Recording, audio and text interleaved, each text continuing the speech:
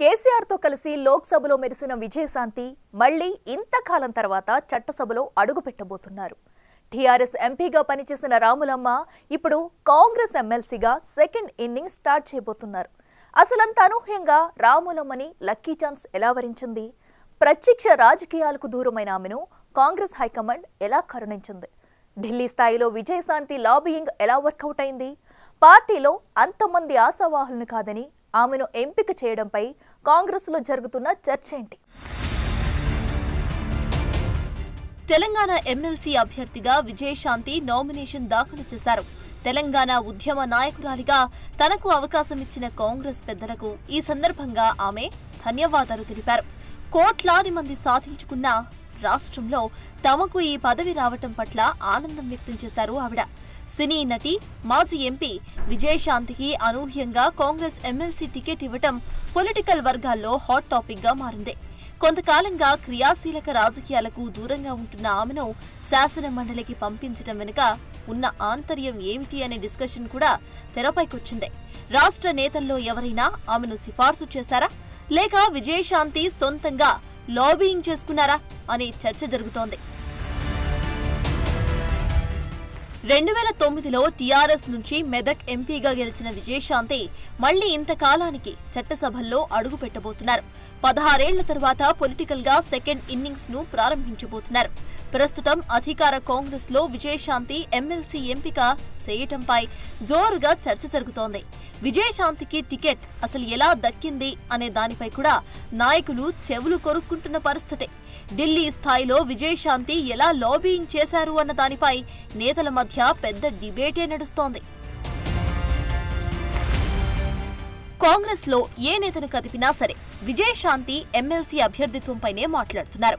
2023లో కాంగ్రెస్ లోకి రాకముందు బీజేపీలో ఉన్న విజయశాంతి బీజేపీలోనూ పార్టీ కార్యక్రమాల్లో అంత యాక్టివ్ గా పాల్గొనలేదు. అయినా సరే అధిష్టానం పెద్దల వద్ద మాత్రం తన చరిష్మా తగ్గకుండా చూసుకున్నారు. బీజేపీలోనూ తనకు తగిన గుర్తింపు దక్కేలా పావులు కదిపారు. కాంగ్రెస్ లోకి రాకముందు రాములమ్మకి బీజేపీలో మంచి ప్రాధాన్యత దక్కింది. బీజేపీలో ఢిల్లీ స్థాయిలో చక్రం తిప్పిన విజయశాంతి కాంగ్రెస్ లోకి వచ్చే ముందు కూడా ఆ పార్టీ ఢిల్లీ పెద్దల ఆశీస్సులు తీసుకున్నారనే చర్చ నడుస్తోంది. పార్టీ తీర్థం తీసుకోకముందే తన మనసులో మాట అధిష్టానం పెద్దల ముందు బయటపెట్టి వారి నుంచి మాట తీసుకున్నారట ఆవిడ. అయితే రాములమ్మ కాంగ్రెస్ లోకి వచ్చే సమయంలోనే అప్పటి రాష్ట్ర వ్యవహారాల ఇన్ఛార్జ్ మాణిక్రావు ఠాక్రేకు ముందు తన డిమాండ్స్ ను ఉంచారట. తనకు చట్టసభలో పదవి కావాలన్న షరతు పెట్టారు రాములమ్మ. ఆ షరతుకు అంగీకరిస్తేనే పార్టీలోకి వస్తానని చెప్పారట. రాములమ్మ కండిషన్ కు అధిష్టానం పెద్దలు అప్పట్లోనే అంగీకారం తెలిపారు అనే టాక్ నడుస్తోంది. తాజాగా ఎమ్మెల్యే కోట, ఎమ్మెల్సీ ఎన్నికల అభ్యర్థుల ఎంపిక జరిగే సమయంలో విజయశాంతి ఢిల్లీలో మకాం వేశారు. ఏఐసీసీ నేత కేసీ వేణుగోపాల్తో చర్చలు జరిపిన రాములమ్మ ఈసారి ఎమ్మెల్సీ టికెట్ కావాలని తన మనసులోని మాటను చెప్పారంట. కాంగ్రెస్ లోకి జాయిన్ అయ్యే సమయంలో హైకమాండ్ పెద్దలు ఇచ్చిన హామీని ఆయన దృష్టికి తీసుకువెళ్లారట. ఇదే సమయంలో ఠాక్రే సైతం విజయశాంతికి ఇచ్చిన హామీని అధిష్టానానికి గుర్తు చేశారట. ఇదే సమయంలో బీసీ నినాదంపై కాంగ్రెస్ హైకమాండ్ ఫోకస్ పెడుతూ ఉండటం ఆమెకు ప్లస్ పాయింట్ అయిందని అంటున్నారు. రాష్ట్రంలో బీసీ నినాదం ఎత్తుకున్న కాంగ్రెస్ బీసీ ఈక్వేషన్ కల్పిస్తోందనే భావనలో కాంగ్రెస్ అధిష్టానం విజయశాంతి వైపు మొగ్గు చూపించినట్లు చెప్తున్నారు. ఓవైపు మహిళా కోట, మరోవైపు బీసీ కోట రెండూ కలిసొస్తాయనే రాములమ్మకు అవకాశమిచ్చారట. అసెంబ్లీ ఎన్నికలకు ముందు కాంగ్రెస్ లో చేరిన విజయశాంతి ఆ తర్వాత ఎక్కడా పెద్దగా కనిపించలేదు.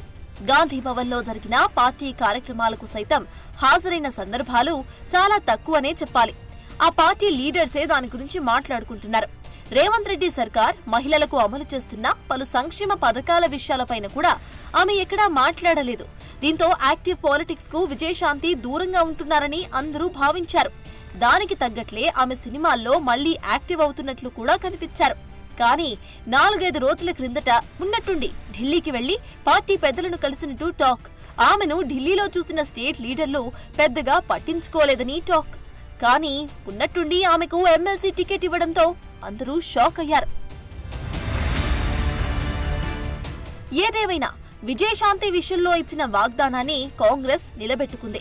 ఇప్పుడు రాములమ్మపై పార్టీ పెద్దలు పెద్ద బాధ్యతలనే ఉంచారనే చర్చ పొలిటికల్ సర్కిల్స్ లో నడుస్తోంది. బీఆర్ఎస్ బీజేపీలతో కలిసి పనిచేసిన అనుభవం రాములమ్మకు ఉంది.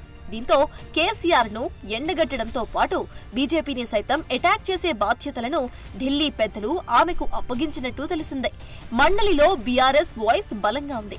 అక్కడ అధికార పక్షం తరపున బలమైన వాయిస్ వినిపించే బాధ్యత విజయశాంతిపై పడిందంటున్నారు.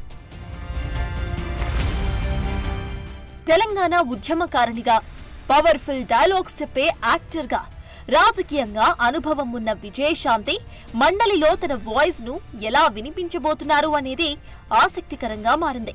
మొత్తం మీద రాములమ్మకు ఒక్క ఎమ్మెల్సీ పదవితో సరిపెట్టబోతున్నారా, లేదా భవిష్యత్తులో మరేదైనా పదవి ఇస్తారా అనే చర్చ రాజకీయ వర్గాల్లో జోరందుకుంది.